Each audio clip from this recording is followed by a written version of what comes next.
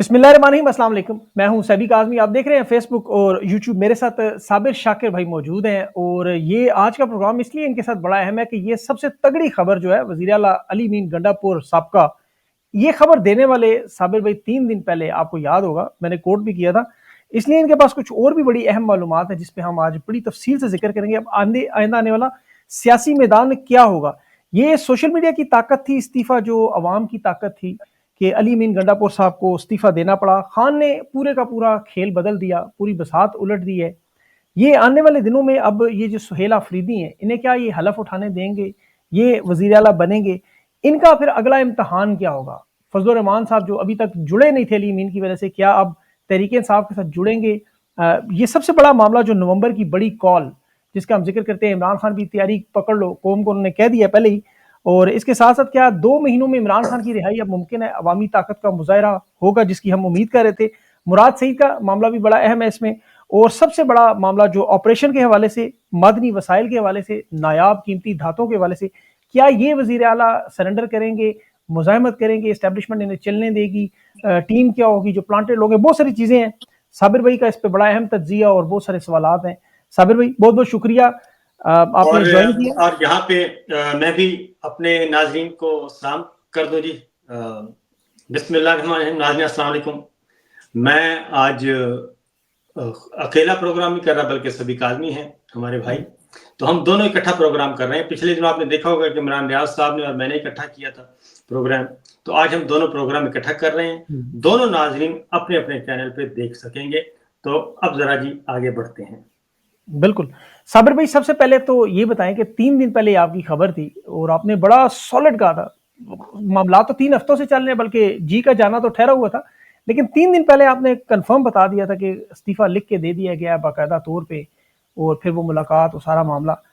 अब ये इस्तीफा हो गया है, अब अवाम को पता चल गया है। खुशी से तो नहीं हुआ, जाहिर है। अब इसको रोका जाएगा, मुजाहिमत होगी आपके ख्याल में, असेंबली में इसको तवील करने की कोशिश होगी, मेम्बरान तोड़े जाएंगे, एस्टेब्लिशमेंट क्या करेगी, आपका क्या ख्याल है? अच्छा, पहले मैं आपको एक थोड़ा सा बैकग्राउंड बता दूं अपने व्यूअर्स को। ये कि ये तकरीबन 3 महीने पहले जब अली अमीन गंडापुर ने कहा था ना कि 90 दिन के अंदर अंदर अगर मैं इमरान खान साहब को रिहा ना करवा सका तो मैं सियासत छोड़ दूंगा या अपना रास्ता बदल लूंगा, इस तरह की बात की थी। जी। तो उस वक्त वो पहली दफा था कि इमरान खान साहब ने उस वक्त नाम मंगवाए थे सीएम के लिए, और 3 नाम उस वक्त इमरान खान साहब के पास थे। और उसमें वो इल्म भी है, लेकिन चूंकि उसकी अब जरूरत नहीं है, तो उसके बाद फिर ये अली अमीन गंडापुर ने एक चांस लिया था 90 दिन का। तो उसके बाद फिर ये जब मुलाकात हुई तवील अरसे के बाद इमरान खान साहब के साथ अली अमीन गंडापुर की 8 दिन पहले जेल में, तो उसमें 3 घंटे की तवील मुलाकात, उसमें इस्तीफा इमरान खान साहब ने रख लिया था अपने पास इनसे लेकर, और इन्होंने भी कहा था कि मुझे पूरा इत्मीनान है आप पे, तो कोई मसला नहीं है। ये है, लेकिन मेरे कंसर्न्स ये हैं, मुझे कुछ ख़राब कर रहे हैं लोग। फिर उन्होंने अलीमा खान साहिबा वाली बात कर दी, जो कि मेरा ख्याल है अगर ना करते अली अमीन गंडापुर, अगर वो बात ना करते तो मेरा ख्याल है कि अली अमीन गंडापुर बरकरार रहते। और लेकिन उन्होंने जो एक ऐसा इल्ज़ाम लगा दिया कि जिसका मतलब है कि देखें, डीजी मिलिट्री इंटेलिजेंस जो है वो बराह रास्त आर्मी चीफ के कंट्रोल में होते हैं और दरमियान में उन्हें कोई नहीं होता। तो वाजिद अजीज साहब जो हैं वो आसिम मुनीर साहब के दी बेस्ट ऑफिसर हैं और बहुत ही काबिल एतमाद है।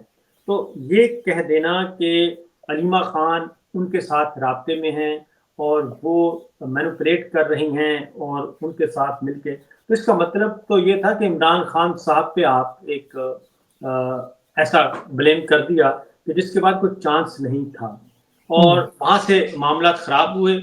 और जब इन्होंने अडयाला जेल में इस्तीफ़ा इमरान खान साहब ने लिया, तो उस वक्त कुछ वहाँ पे मौजूद 1-2 दोस्तों ने हमें भी बता दिया था कि आज ये काम हो गया है। तो बैकग्राउंड तो इसका ये है।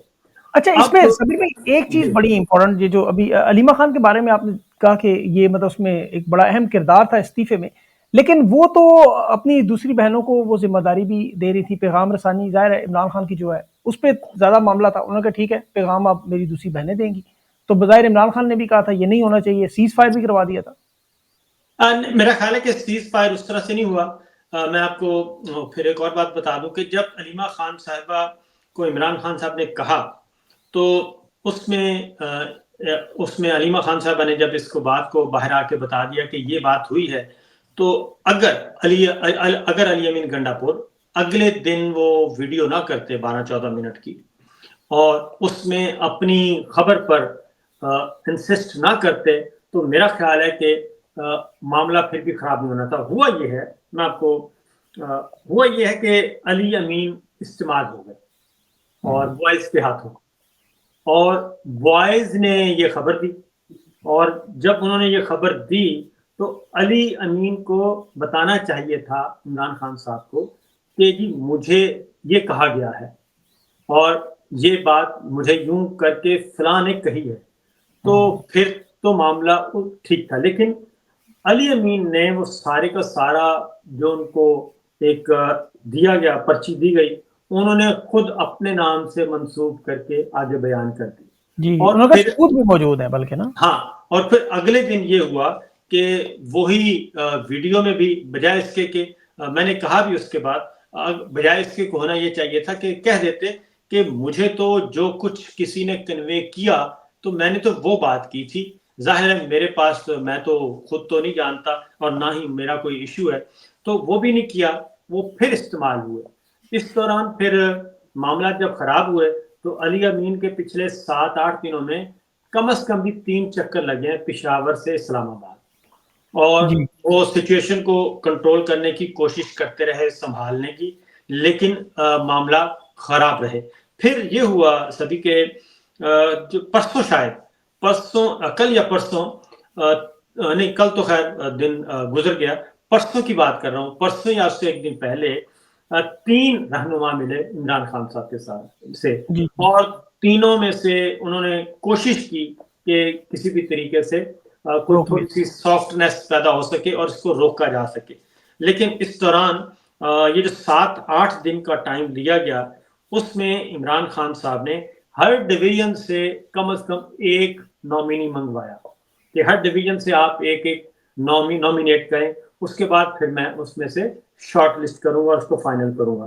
तो आखिरी जो मुलाकात हुई थी इमरान खान साहब की टीम जेल में अली अमीन से, उसमें यह तय हो गया था कि अब मैं अनाउंस कर दूंगा जब मुनासिब समझूंगा इस्तीफा। तो सोहेल अफरीदी जो है वो कल फाइनल हुए हैं, तो जी कल उन्होंने इसका ऐलान कर दिया।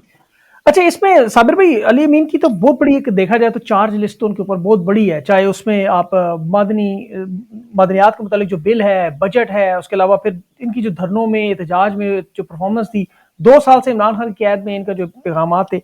और इसमें एक और चीज़ मेरी जो खबर है आप देख लें, शायद आपके पास भी मौजूद हो, कि अमेरिका से कोई गारंटी का भी ये पूरी कोशिश कर रहे थे कि इमरान खान को वो भी बताया जाए कि देखें मैं एक गारंटी लाने में कामयाब हो गया हूँ, अब मैं रिहाई के मामला की तरफ मुफाहमत में जा रहा हूँ।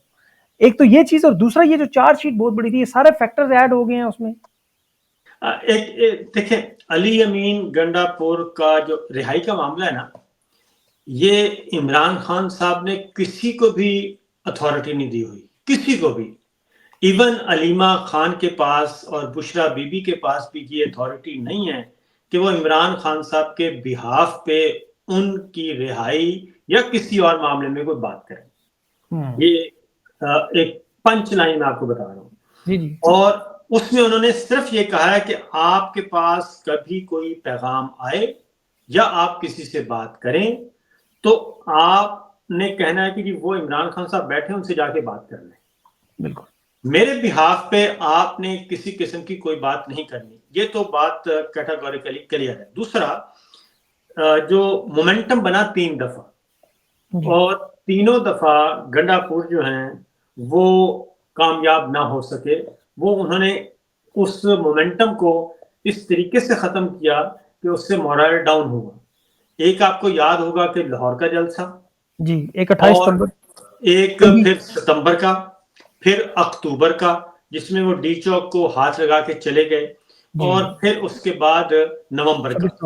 और फिर जो लास्ट जलसा हुआ ये भी। और दूसरा जाहिर है एक आपको पता है थोड़ी सा जो जब जिद आ जाती है तो गड़बड़ हो जाती है। फिर गंडापुर साहब को इमरान खान साहब ने कहा कि आपको आपकी वो हुकूमती जो मजबूरियां हैं, क्योंकि इमरान खान साहब ने कहा था कि आप जब जाया करें किसी से भी मिलें, खा वो जनरल साहब से मिलें या मोहसिन नकवी से मिलें या पीएम हाउस आपका जाना है, क्योंकि आप सीएम हैं, वर्किंग रिलेशनशिप आपका है, तो आप कम से कम उनके पास ये जरूर शो किया करें कि आप उनसे मुख्तलिफ हैं और आप पार्ट ऑफ गवर्नमेंट नहीं है बल्कि आप उनकी अपोजिशन है और आपने अपना मौकफ बड़ा स्टांस बड़ा क्लियर रखना है जो कि मेरा है। उसमें फिर ये चीजें उनसे नहीं हो रही थी पूरी और फिर इमरान खान साहब ने उनको कहा कि चले ठीक है, आपको हम अलग कर देते हैं और पॉलिटिकल एक्टिविटीज को अलग कर देते हैं। जुनैद अकबर सदर आ गए, लेकिन बदकिस्मती से जुनैद अकबर के साथ भी अली अमीन गंडापुर ना चल सके। उससे पहले शौकत यूसुफ साहब के साथ नहीं चल सके, फिर असद कैसर साहब के साथ नहीं चल सके, आतिफ खान के साथ भी यही मसला, तरकई फैमिली के साथ भी यही मसला, तैमूर सलीम झगड़ा के साथ भी यही मसला।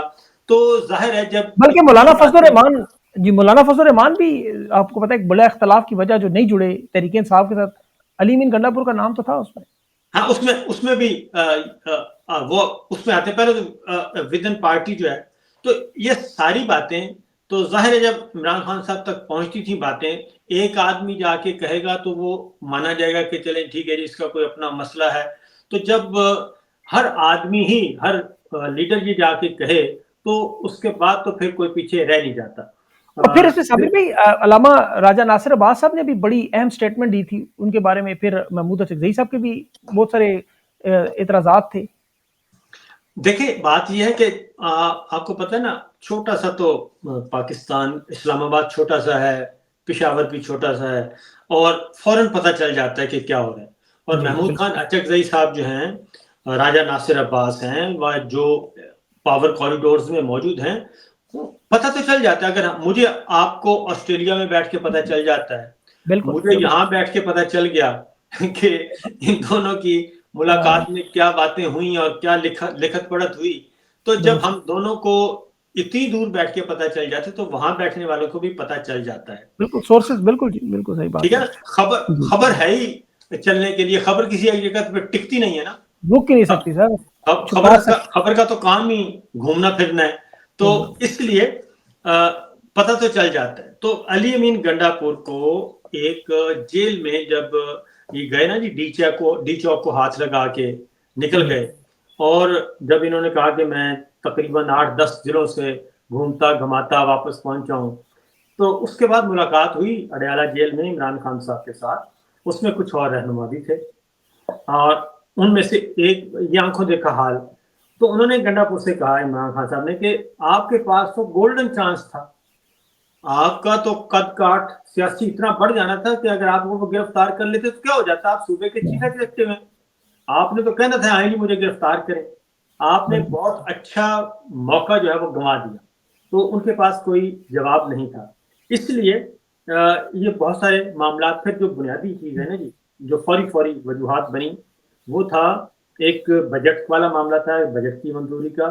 दूसरा अफगान पॉलिसी, अफगान महाजिरीन से बारे में पॉलिसी और ड्रोन और जो हमले हो रहे हैं इस वक्त, फौजी ऑपरेशन चल रहा है उस पे, क्योंकि उस पे तो सारी पार्टी जो है वो सड़क पे है, अवाम खैबर पख्तूनख्वा के सड़कों पर हैं। लेकिन गंडापुर जो है वो एक दिन एक बयान देते थे, दूसरे दिन दूसरा देते थे। पासपोर्ट ही नहीं था सर, कह रहे थे अफगानिस्तान जाने के लिए पासपोर्ट ही नहीं है मेरा, वो ब्लॉक हुआ है, मतलब हर रोज बहाना है नया नया। तो ऐसी बातें उन्होंने की ना, सुप्रीम कोर्ट, इमरान खान जाने का सुप्रीम कोर्ट जाए, तो सुप्रीम कोर्ट उन्होंने फुसफुसी सी एप्लीकेशन भेज दी और एतराज लग गया, उसके बाद आराम से बैठ गए। अफगानिस्तान का उनका पासपोर्ट नहीं है। तो ये बहुत सारी बातें छोटी छोटी मिलके ये जो है डिस्ट्रस्ट पैदा करती गई वो जी।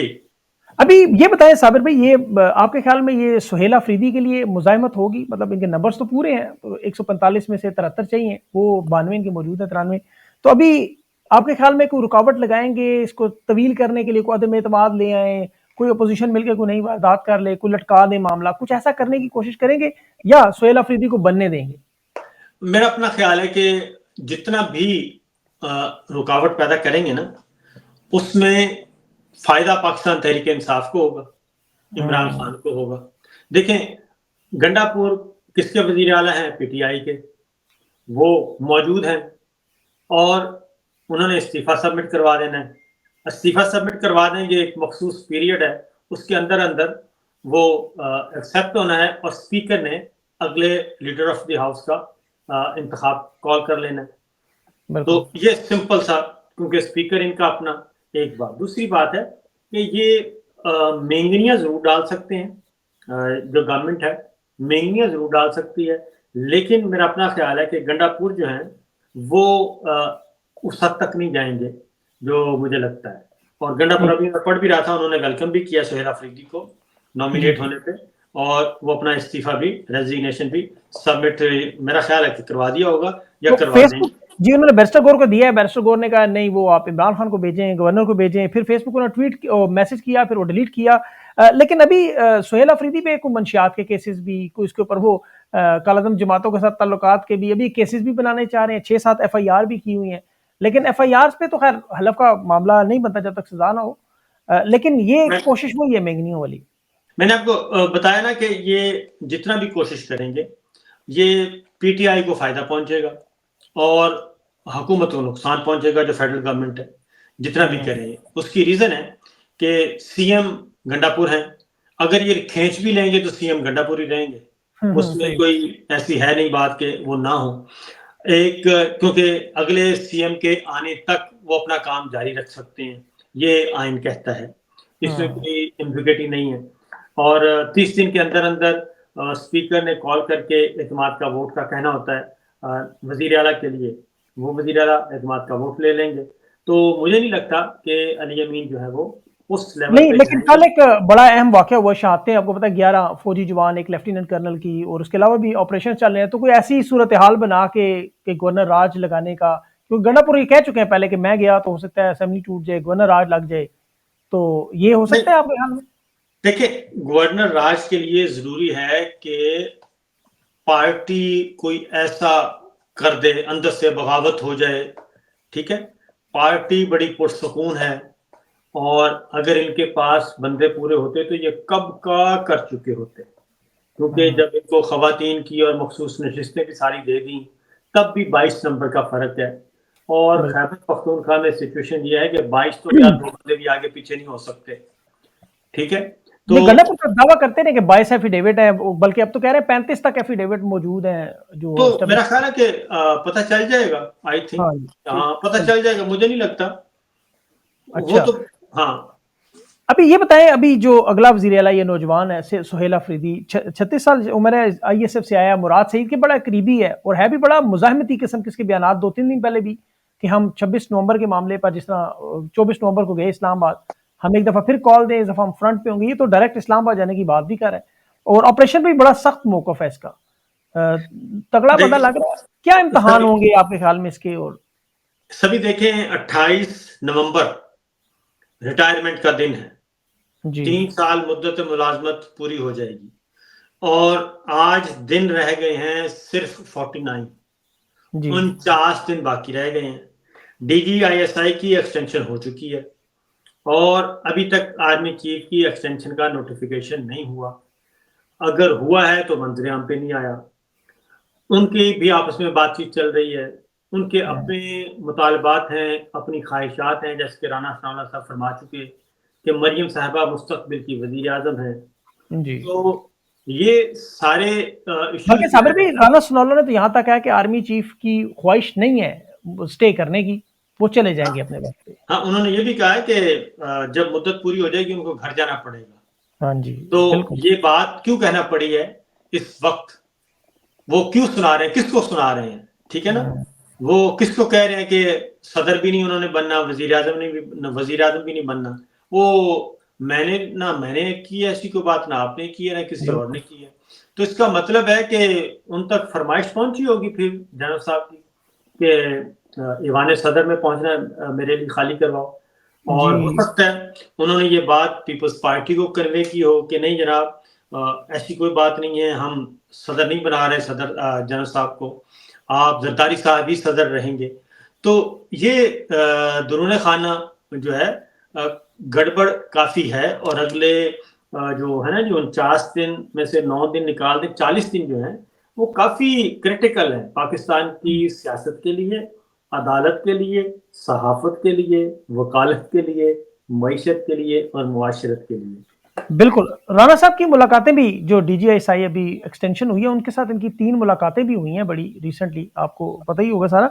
लेकिन अभी ये सारी सूरत-ए-हाल, अगर आप जिस तरह आपने कहा बड़ा अहम मामला है, इमरान खान क्या चाहते होंगे आपके ख्याल में? आपके जो उन्होंने कहा तैयारी पकड़े कौम, तो कोई ऐसी कॉल आएगी मुल्क गिर को, अब तो अवाम का एतमाद भी वापस आ जाएगा। गंडापुर के साथ जो मामलात अवाम के थोड़े खराब हुए थे, वो अवामी एतमाद भी आज बड़ा जश्न मनाया जा रहा है खैबर पख्तूनख्वा में। तो आपको लगता है कि ये फिर एक नई कॉल की तरफ मामला जाएगा? देखिए, बात ये है कि आज भी हमारे 13 जवान और अफसर शहीद हुए हैं। जी। एक लेफ्टिनेंट कर्नल, एक मेजर और 7 उनके नायब 17 सूबेदार। हो गए हैं बल्कि ना, वो 4 बल्कि नहीं, सॉरी 4 शदीद जख्मी थे शायद, मैं जी, 17 हो गए हैं। ठीक है जी। तो हाँ, अभी तक 13 कन्फर्म थे। जी, और ये इंटेलिजेंस बेस्ड ऑपरेशन था।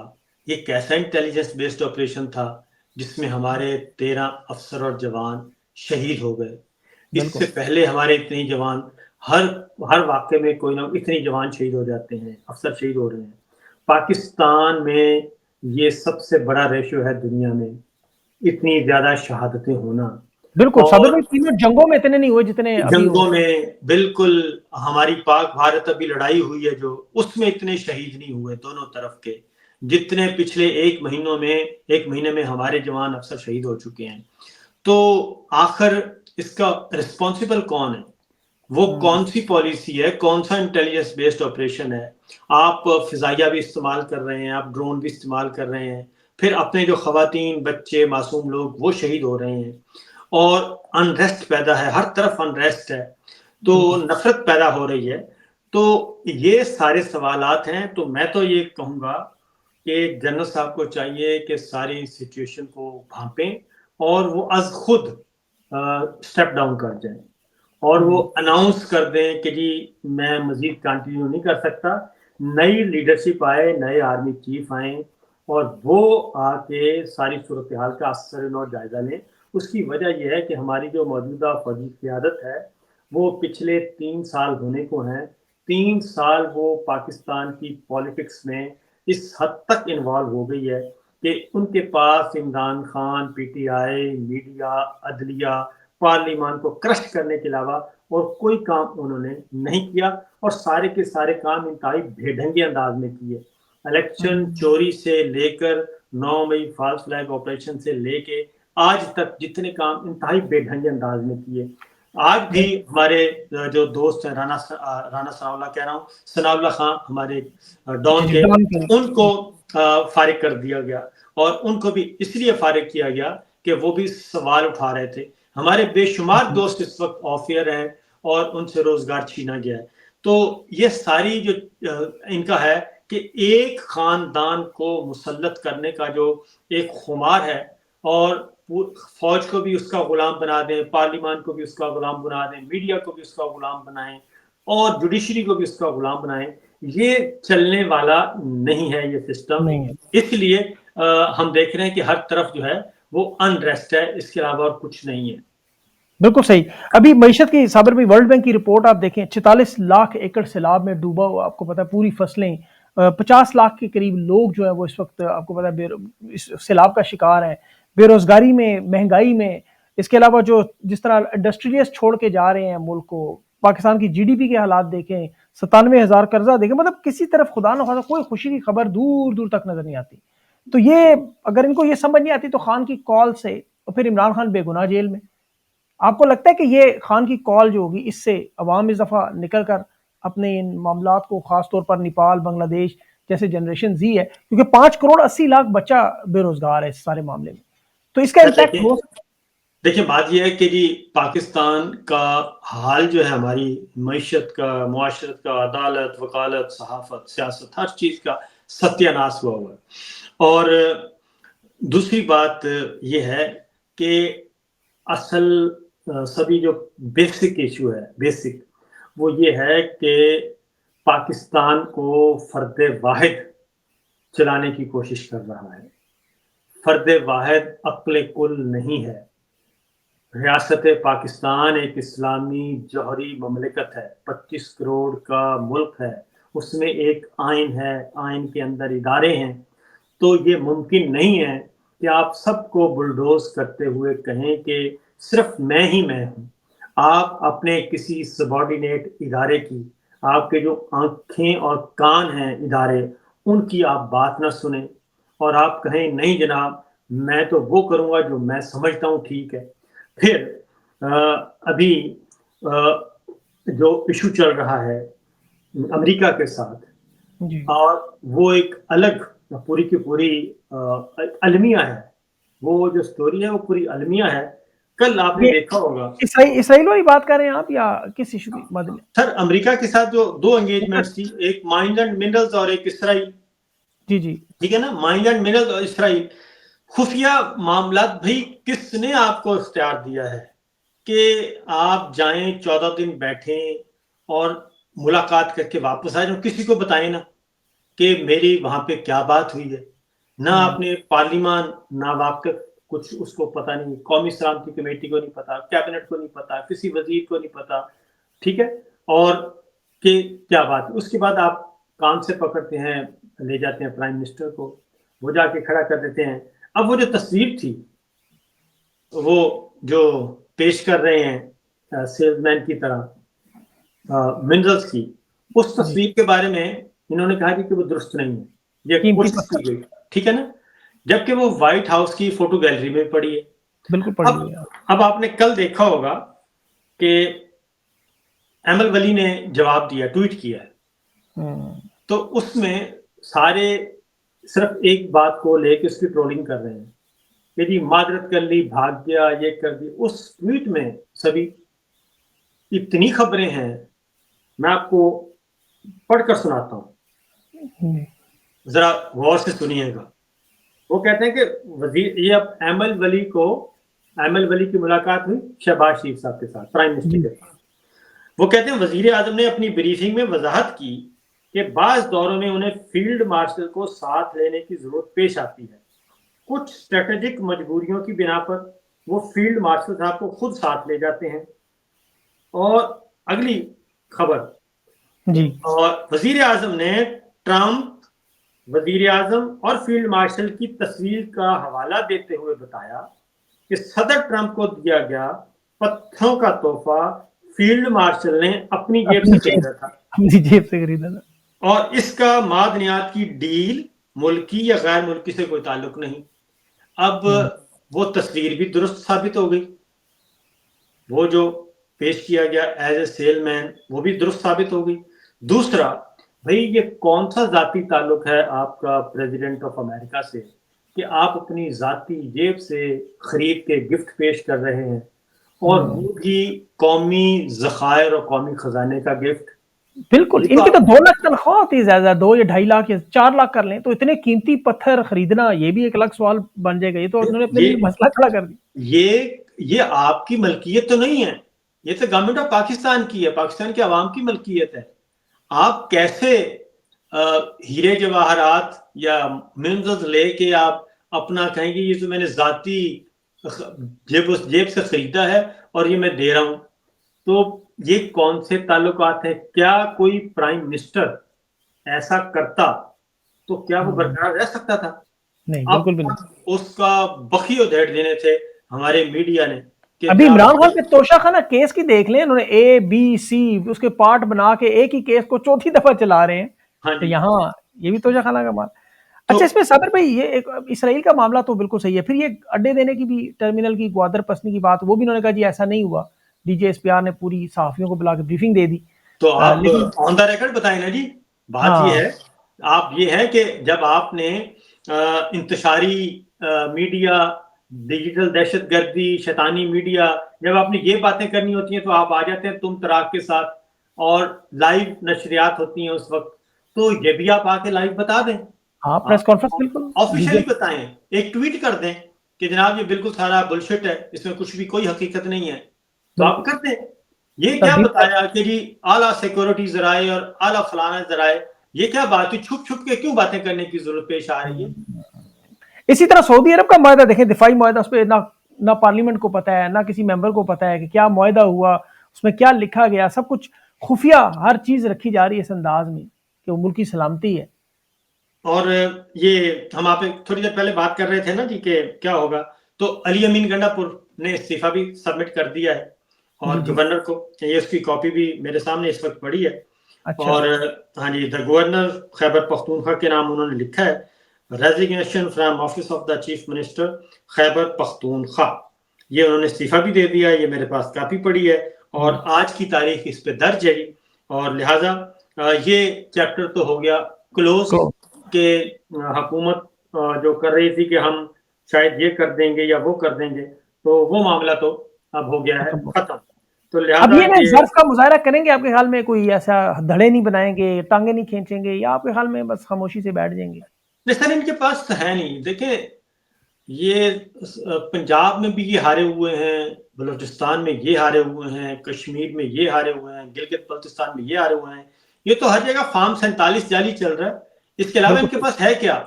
कुछ। और जो असल फॉर्म 45 वाले हैं उनको अभी तक ये तो पॉसिबल ही नहीं है कि इनके पास अगर आज नंबर्स पूरे होना जी, आज इस वक्त, तो ये आधे घंटे के अंदर अंदर धमाल मचा दें, तो इनके पास नहीं है।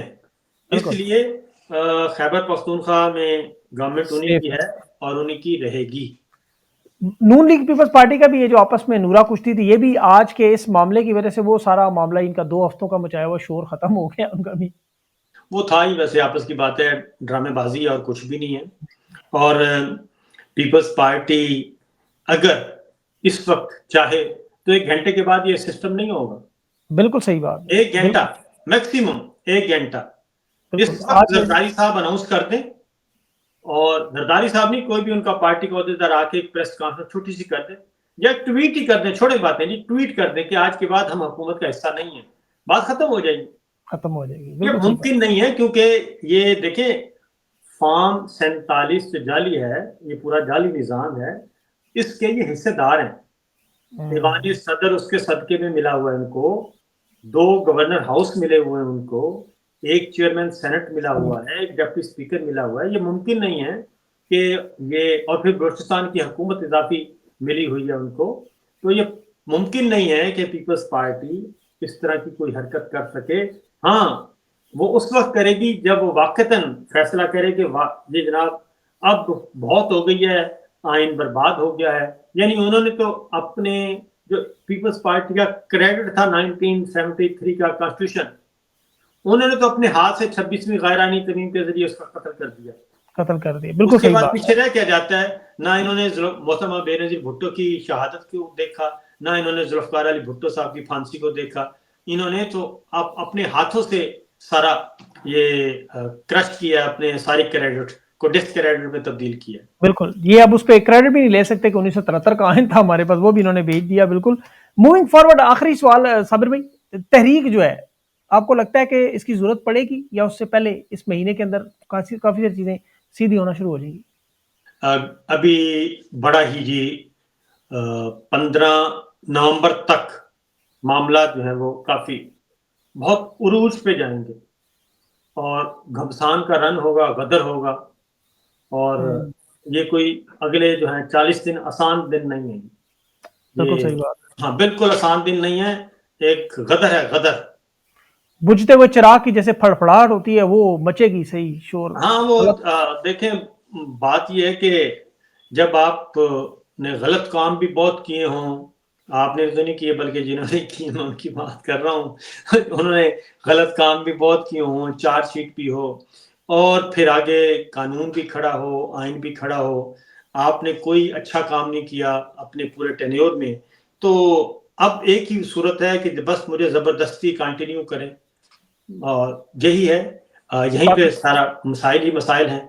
इसीलिए आप कभी एक दर पे जाते हैं, कभी दूसरे पे जाते हैं, कभी तीसरे पे जा रहे हैं कि जनाब हम हाजिर हैं, मैं ताबेदार हूँ, मैं ये भी चीज़ देने के लिए तैयार हूँ, ये भी देने के लिए तैयार हूँ।